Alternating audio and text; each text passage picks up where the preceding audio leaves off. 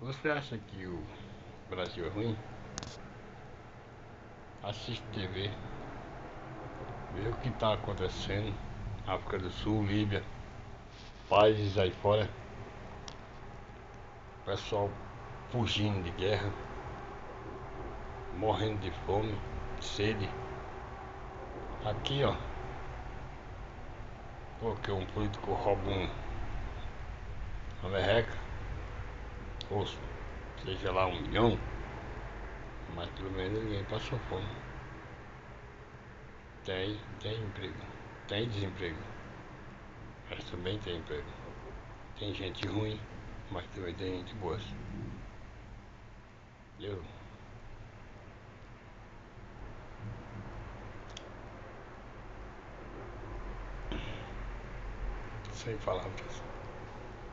sem palavras mesmo.